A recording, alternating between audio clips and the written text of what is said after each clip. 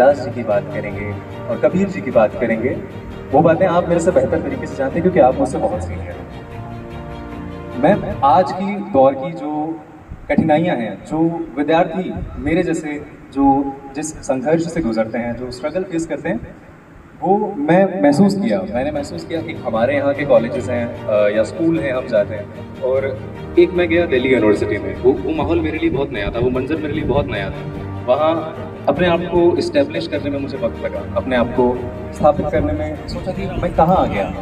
वो शहर, वो जगह, वो हमसे बहुत तेज़ चलती है, वो दिन रात चलती रहती है। और वहाँ महत्वता मुझे लगी क्योंकि जब मुझे लगता था कि मैं भी ऐसे परिवार से नहीं हूँ कि अगर मैं वहाँ चला जाता सीधे सीधे, लेकिन शिक्षा की बदौलत ही मैं वहाँ जा पाया। और आप जैसे जो शिक्षक हैं वो हमारे जैसे विद्यार्थियों का सहयोग करते रहते हैं। मेरे भी पीछे ही बैठे हैं आपके डॉक्टर विनोद कुमार पिल्लिंग, 6th क्लास से मैं उनके साथ हूँ। उन्होंने मुझे बहुत सहयोग किया, शिक्षक के तौर पे भी और अलग अलग आर्थिक मानसिक सब तरीके से। लेकिन वो मुकाम हासिल करने में आपकी मेहनत और हमारी मेहनत बराबरी से काम करती है। तो मेरा यही कहना है, शिक्षा हमें बेहतर बनाएगी और हमारा सहयोग और संगठन हमें बेहतर बनाएगा। तो ये वक्त देने के लिए मुझे बहुत बहुत धन्यवाद आप सभी का, बहुत बहुत शुक्रिया सर। रात के 2 बज चुके थे, रत्तू जी बार बार कह रहे थे कि बाबा साहब आप खाना खा लीजिए, खाना ठंडा है। बाबा साहब ने कहा रत्तू आप बार बार मेरे को मत कहिए, आप बैठ जाइए, मैं खाना खा लूंगा, ये आप चले जाइए। थोड़ी देर के पश्चात रत्तू जी चले जाते हैं। बड़ा ध्यान से आप सुनिए इस बात को। सुबह जब रत्तू जी आते हैं तो बाबा साहब लिख रहे हैं, उनको ये ध्यान ही नहीं है कि सुबह भी हो गई है। इतने लगनशील थे बाबा साहब शिक्षक के प्रति और अपने समाज के प्रति, अपनी जाति के लोगों के प्रति। सुबह जब ये रत्तू जी आते हैं, कहते कि बाबा साहब आपने खाना खाया नहीं, तो बाबा साहब को ये भी ध्यान नहीं है कि सुबह होगी। ऐसे बाबा साहब हमारे लिए जिन्होंने अपना सब कुछ न्यौछावर कर दिया था। तो हमें बाबा साहब जब भी हम भी कोई कार्य करें, आप परिणाम अवश्य सोचें।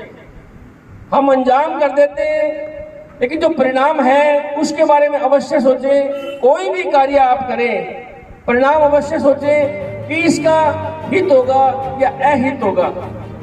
और चाहे आप रोटी कम खा लीजिए, अपने बच्चों को पढ़ाइए।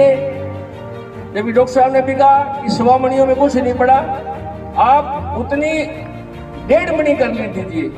1.5 मणि मतलब बाबा साहब के नाम पे कोई पेन है, कोई कॉपी है, कोई किताब है, या आपके पास धनराशि जितनी भी आप समर्थ हैं, अपने समाज को, अपने पुस्तकालयों को या अपनी समाज की संस्थाओं को, उनको कीजिए।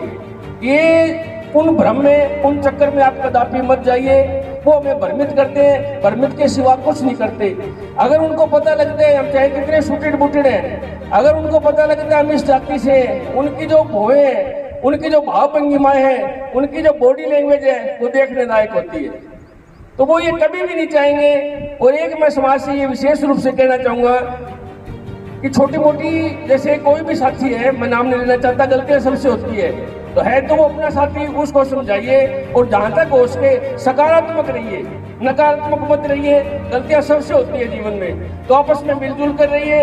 अगर कोई साथी किसी और चीज को मानता है तो धीरे धीरे उसको समझाइए, एकदम मत समझाइए, नहीं तो वो साथी कट जाएगा समाज से और समाज में कभी आएगा भी नहीं।